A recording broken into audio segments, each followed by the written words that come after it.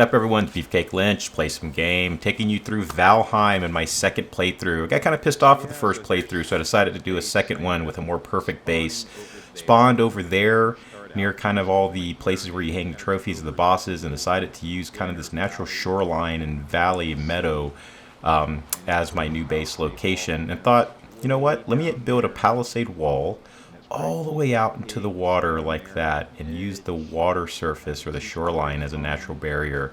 I did it on this side as well, and you actually can't build too close to those stone pillars, so I actually have this wall going right to the red edge of where I could build. Walking in through the front gate, make sure I close the door. I do have bees and a little farming area for my wild carrots and stuff over there. And yes, in case you're wondering, you can put the bees this close together as long as they're not near a flame source or they're too boxed in. If they're like that, they will stay happy and they will produce honey. I have a cooking area over here that I covered up with kind of a offset roof to let the smoke escape out of the top, and cooking, several different things over two different fires. I have a house with shelter, my forge, workbench. I have another spot down there below with all the chests to store everything. I kept everything open to make sure that I can get a great view of that water. Made sure that I kept the forge and the workbench against the wall in the back, so they have the roof and the shelter. I did put beds down here on the end and then a torch, kind of just keeping the flame alive. Make sure we really keep that alive. And then of course windows. We can see I made a dock. I terraformed that piece of land you see right there, adding rocks. It was already somewhat natural, but I actually expanded it, and it creates a wave break. Keeps everything super calm down there for my dock. You can see my play partner there, Silver-Eyed Viper, who helped me build this base, and thanks to her for that. She really likes farming, just building stuff, just getting supplies for the camp. Really good team player. Coming down here, we are in the meadow, so I used a lot of wood. I built a raft initially, then I built the longboat here. It is not the huge Viking boat that you get later. I did all this naturally, just unlocking stuff in the game. I did keep my forge and my kind of charcoal kiln over here, where I can just easily collect charcoal, put it right into the forge there, and then and put ore in as well. Run right back here, store things like metal. I have a metal box, I have a wood box, leather scraps, and deer hide and troll hide box. A lot of different things. You can keep these out in the weather without a roof over them. It doesn't matter, which is why I do have them like that. It's just out of convenience, and I can expand it if I need to as the game progresses. So one thing we did do, now that we had the base kind of established, I built the different boats, is we decided to go explore the rest of the coastline and try to map out other continents with this longboat, and decided, hey, there's storage on the boat. Is there a way we could add more storage to the boat by building chests? We'd read on some blog or a Reddit kind of thread that you could do that. As you see here, no, you cannot. At least not in this version of the longboat. It might be in the larger Viking longboat you could do that stuff, but at least on this one you cannot put extra boxes within it. You also notice here, at this point in the game, I'm still trying to figure out the best way to kind of steer the boat. Notice that when you have full sail forward, 3 arrows up, as you see above the little wheel through red little carrots, I should say, full sail ahead. 2 is half, and then 1 is obviously kind of just like the sail's fully up. Notice that in no wind, or you're in a headwind position, just having one of the carrots or arrows up or down is reverse and forward, and is actually pretty handy. You go relatively fast considering there's no wind, and you're much more maneuverable. If you want to have the wind at your back, use the wind, go fast, and be able to steer relatively well. While I'm pretty maneuverable, as it seems like right here, going full sail, you actually have a little bit of a drift that goes along with that. It's harder to kind of thread different shallow rock areas and shorelines. It's better to have the 2 carrots up. You're still relatively fast. If you go by some trolls or skeletons shooting arrows at you, they'll generally still miss, but you'll be able to kind of skirt around any obstacles that may hem you up and allow them to catch up to you and go out into the water and try to break up your boat. And generally speaking, using this longboat is actually a really good way to get around in Valheim. The only thing you have to really kind of look out for is the life of the boat and making sure you remember you got to have a workshop or workbench in proximity to this boat before you can fix it. So even if you have a hammer on your person, as I do, you won't be able to fix or repair this boat unless you have a workbench, which means you have to have it against the shore. You have to put a workbench on the ground before you can do anything. It's a little bit of a pain in the ass, especially when you have gray doors and things like that attacking the boat on a regular basis. And in this particular voyage, we're actually in search of tombs, dungeons, troll caves, whatever. We're trying to get some cores to make some portals and things like that, because the next step in our base evolution is actually creating a second base in the Black Forest and other biomes. We can quickly go between those different biomes and resource from different parts of the map to other parts of the map very quickly.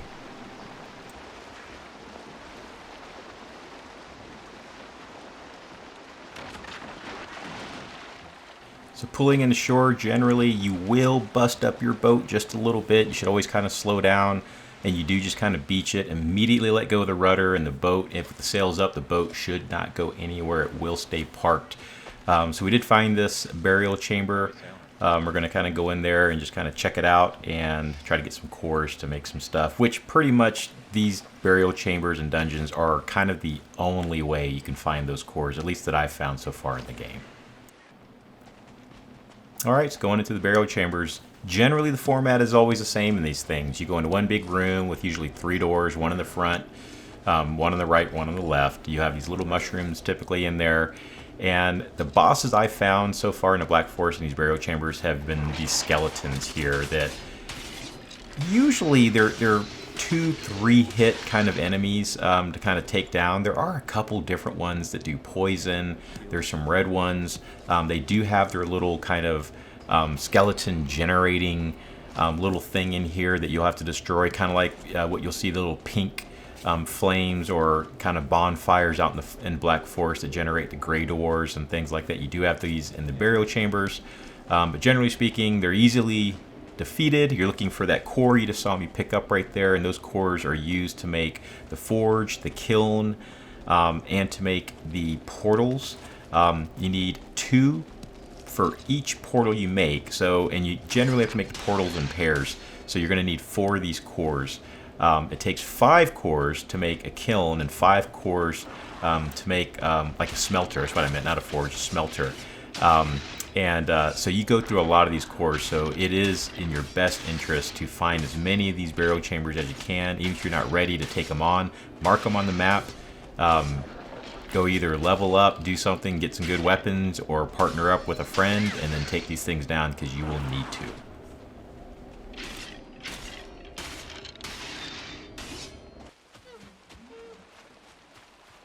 Alright, so here we are. We've exited the burial chambers, got all of the loot we're going to get. And here I am, I'm sprinting. I've sprinted and I'm so tired I can't even get into this boat. But this is generally what ends up happening, at least on the longboat. The ladder's on the left-hand side of the boat if you're in the seat that I'm in right now at the rudder. And so here's how you normally dislodge the boat, and this is the way you do it. You will hit the rudder left, right to try to unloosen it. You see I have the little down caret going, so I have to full sail up. I'm in full reverse right now, and generally the boat will move itself away from the shore unless you've wedged it in there too hard or too fast. Whatever, your partner can get out like Silver-Eyed Viper's doing right now and try to actually push the boat. But don't fear, if you actually try to punch it as well and kick it to get it to move, that will not work, in case you haven't noticed that here. Don't fear, you don't have to bust the boat and build a new one. You can try a couple of different things like I'm doing right here, messing with the sail, doing full sail, half sail, trying to go forward again, reverse, just like you would a regular car.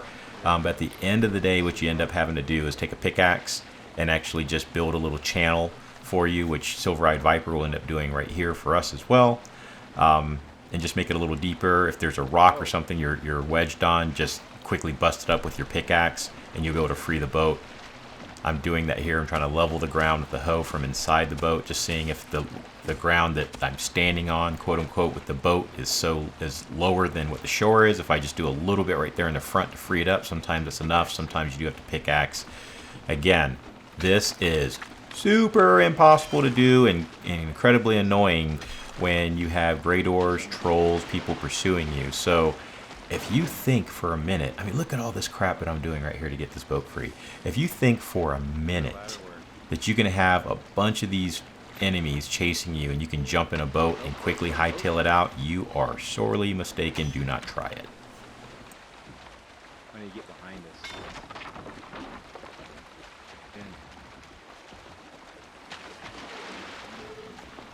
And you see here, after a bunch of time, Silver-Eyed Viper doing a bunch of stuff with the pickaxe, me doing a bunch of stuff with the sail. We finally got this thing free. She's on the left side of the boat. She's going to end up jumping in there. There it is. Full sail forward, and we take off. Would have got our asses handed to us by a bunch of trolls and stuff like that if we were trying to do this. And you see her there dumping all the stone and all the crap she picked up, trying to mine us the heck out of there. But usually the way that we're taking off from the shore, if we didn't get ourselves wedged or caught, I would just be able to back it out like a car, or I could have backed it into the shore and just went full sail as long as the wind's behind us like it is now, and you would have just taken off from the shoreline. So maybe it is possible to use this as a getaway vehicle if the wind's right, if you've parked it right. But I don't know, seems pretty hard. You can see here with the cool thing about using the boat to kind of skirt the shoreline is that you get to reveal the mini map there with a full map and on your mini map, and you get all these like kind of guys chasing you in the water and stuff like that, and you kind of laugh at them as you making all this dust and everything, this water dust, and you have a partner or ideally a couple of different people shooting at them from the boat. It's actually pretty fun.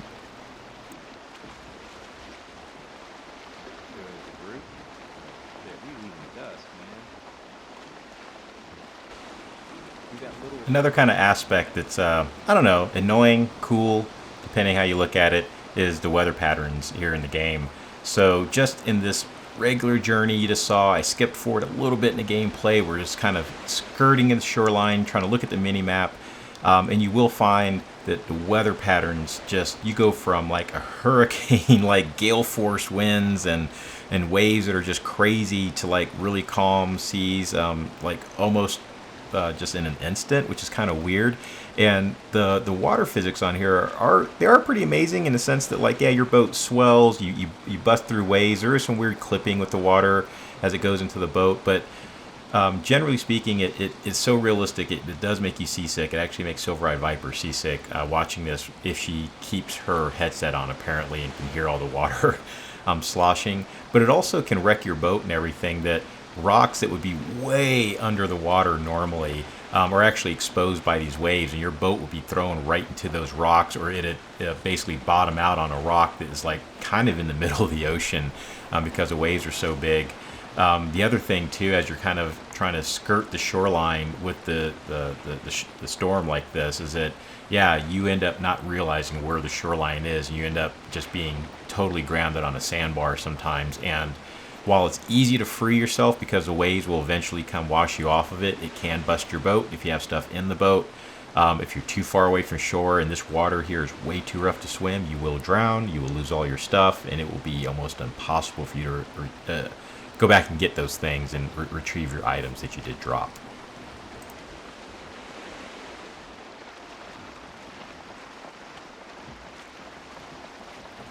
Let's talk rivers here for a minute in Valheim. So as you're going through, or at least skirting the shoreline, trying to get an idea of the coast for these continents, there are these rivers that cut through the middle of the continents, the edges of them. Some of them peter out into little ravines and streams, but some are really wide rivers that can be total shortcuts through a continent that you didn't think, had a shortcut. And it will be the bane of your existence if you're playing with a play partner like I am, and you will get in arguments on whether or not some of these are going to destroy your boat and kind of peter out into like a little trickle of a stream that has gray doors around it, and it's going to bust your boat up and destroy all your loot. Or like in this case, you can be right like Silver-Eyed Viper was and say, F it, I'm going to drive the boat, I'm going to take it down this river and prove me wrong.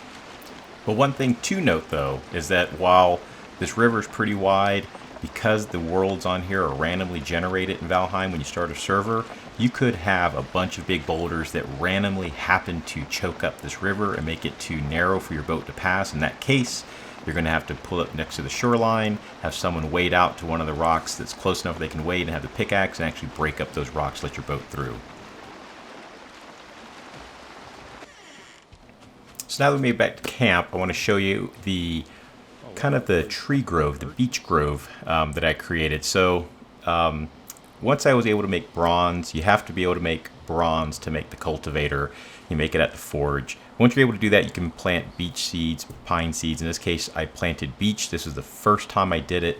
You do have to have them pretty well spaced out in order for them to grow to full-size trees, but I've noticed you can kind of crowd them together like this, which actually makes it pretty fun when you chop them down, because they kind of, the deadfalls fall on the other trees. It weakens them. Sometimes it makes them collapse, and they collapse into logs. Seeing this bad guy out here, and I'm like, oh, I can't stand these dudes. But going and chopping down these trees, it leaves you with just a ton, as you can see right here, of concentrated wood resources.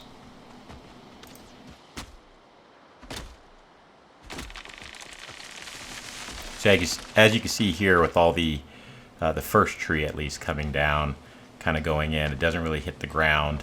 You go in, hit some other ones. Got Silver-Eyed Viper in here. I'm like, hey, join the party. We got to cut down all these trees. It basically becomes an exercise in chopping stuff and then quickly running out to not get crushed by these trees. And then, of course, going back in and just hitting more and more and more. And you'll see the branches fall. You can see some of the little sparklies coming up because beech seeds, branches, wood is starting to form. And this one grove right here, I actually ended up replanting, and then I actually replanted another grove right next to it, and what looked like some abandoned kind of trophy stones, kind of like where you first spawn in the game. But these don't have where you get spawn trophies, and I thought it'd be cool to kind of just put these trees within there, so the stones, that way when I do chop them down, it can't really fall on me. It kind of contains all the wood there. Yeah, look at that. Bam. But seeing there's collapsing, it just kind of creates this whole daisy chain of stuff falling. So I actually did this again later, and the stones do keep the trees kind of contained, not that it matters. But once you bust all this stuff up, I highly recommend you don't put any of this wood into chests. You actually make those wood piles, and the base as it stands today, this Meadows base, I mean, around the forge, around the house, underneath the house, because the house is on stilts, I just have so many piles of 50 regular wood that's out there. Important to note, the regular wood is the only one you can make into the big piles outside the chest. Core wood, fine wood, stuff like that still has to go inside the chest. You can't make those until like just freestanding piles.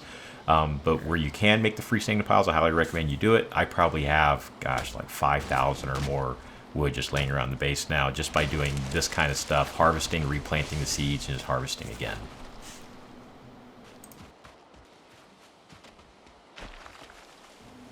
And so for the rest of this video, I pretty much come up here and harvest this wood. I'm building up resources. Again, the purpose of this particular server that I built was, it's my 2.0, getting kind of my first server, was just kind of feeling out the game, the different dynamics, the pros and cons, things that kind of piss you off, you just have to kind of live with.